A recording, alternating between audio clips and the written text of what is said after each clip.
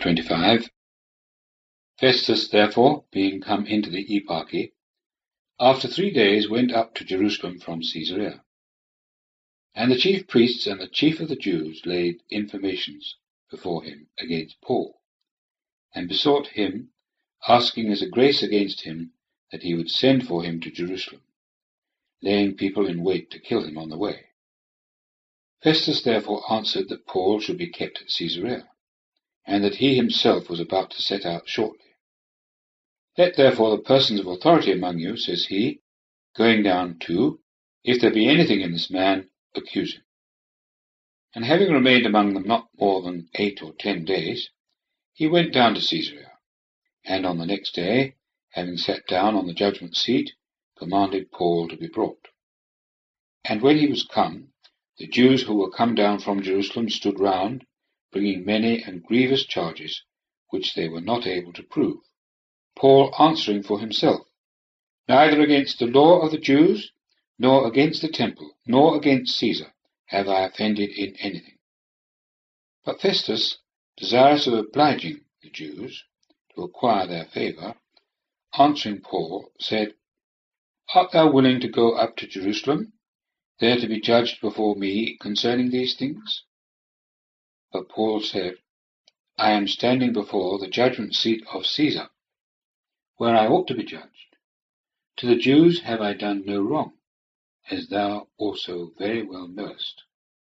If then I have done any wrong and committed anything worthy of death, I do not deprecate dying. But if there is nothing of those things of which they accuse me, no man can give me up to them. I appeal to Caesar.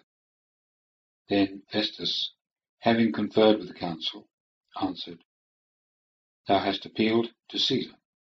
To Caesar shalt thou go. And when certain days had elapsed, Agrippa the king and Bernice arrived at Caesarea to salute Festus.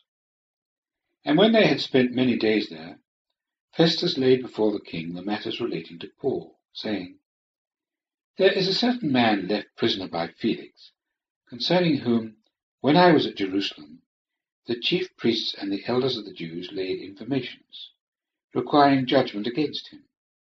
To whom I answered, It is not the custom of the Romans to give up any man before that the accused have the accusers face to face, and he have got opportunity of defence touching the charge.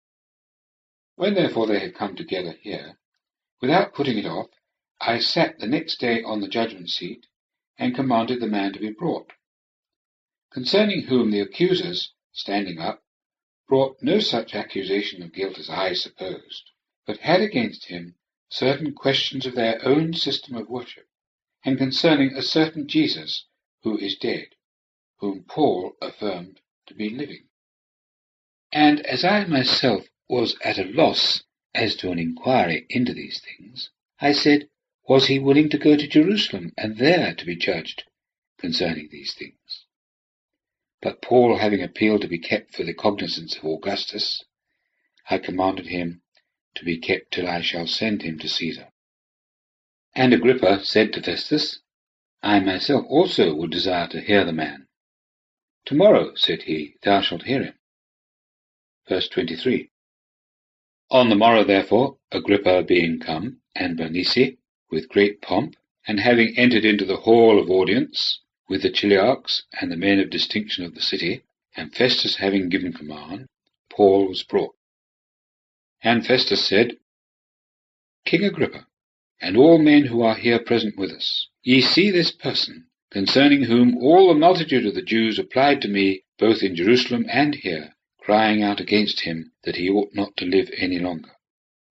But I, having found that he had done nothing worthy of death, and this man himself having appealed to Augustus, I have decided to send him, concerning whom I have nothing certain to write to my lord.